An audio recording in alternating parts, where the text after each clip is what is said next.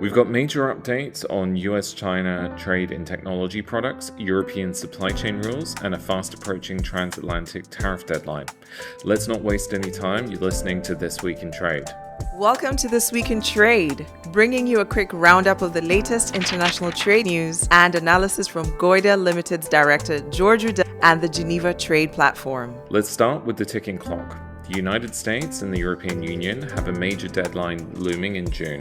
A 5-year suspension of retaliatory tariffs related to the long-running Airbus-Boeing aircraft subsidies dispute is set to expire.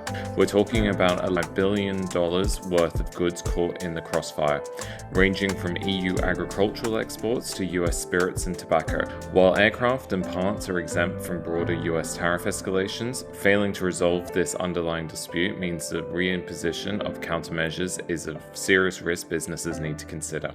Moving over to the United States, lawmakers are significantly expanding efforts to curb Chinese firms from utilizing American legal and commercial systems.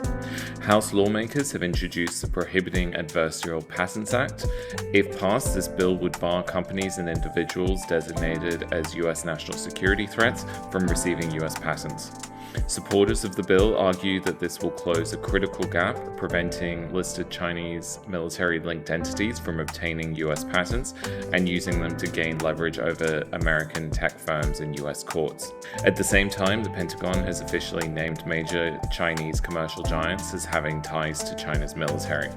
This effectively bans these companies from US defense-related government procurement or supply chains. The wall between US and Chinese tech ecosystems continues to grow higher. Businesses working in cross-border tech or defense supply chains should audit their partners against these expanding national security and military-linked lists to ensure they aren't relying on restricted entities. Across the pond, the European Union is tightening its own regulatory belts, particularly around environmental compliance and foreign investment. The Council of the EU just reached a general approach on the revised Carbon Border Adjustment Mechanism, commonly known as CBAM. The big news here is the mechanism is being extended to downstream goods, and the EU will introduce strengthened anti-circumvention provisions. The Council also adopted a revised framework last week for screening foreign direct investments, or FDI. The new rules will require all member states to establish screening mechanisms that cover sensitive sectors like artificial intelligence, critical raw materials, and digital infrastructure.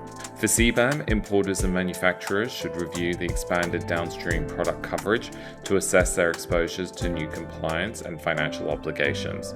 For investors, expect tighter scrutiny and coordinate timelines accordingly when investing in EU tech and infrastructure.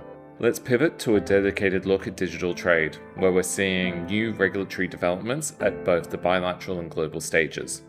First, the EU and South Korea just signed a landmark digital trade agreement during their recent Leaders Summit. The pact is designed to significantly streamline cross-border digital commerce by making electronic signatures, digital contracts, and much easier to use. Crucially, it also tightens the rules of the road by strengthening online consumer protection and safeguarding personal data and privacy. But that's not the only digital rulebook under development. On the multilateral front, there is movement at the World Trade Organization regarding the global digital economy. Co-sponsors of the new e-commerce agreement met last week to push forward the ratification of what will be the world's first baseline set of global digital trade rules. With over 60 WTO members involved in these interim arrangements, the coalition is aggressively targeting mid-2027 to secure the 45 ratifications needed to bring the agreement into force. Finally, let's end on some positive news out of the United Kingdom, specifically for high-growth tech firms. The UK government has announced a brand new bespoke concierge service and visa fee reimbursement scheme. This is designed specifically to help high-potential firms in the digital and tech, life sciences, and clean energy recruit specialist international talent. Qualifying businesses can claim up to £5,000 per employee against visa costs, capped at £20,000 per year. If you operate a fast-growing firm in one of these priority sectors in the UK, you should assess your eligibility now and fast-track your sponsor license applications to take full advantage of this financial support. That's it from us at This Week in Trade. Thanks for listening. Those are the headlines from This Week in Trade. To go deeper, check out more comprehensive breakdown of these and other developments on George's LinkedIn. This is a new series we'll be looking to evolve and expand based on your feedback, refining what we're presenting, and adding new voices. Let us know in the comments below and via the contact form on GTP's website how we can make this a more relevant and useful accompaniment to your coffee.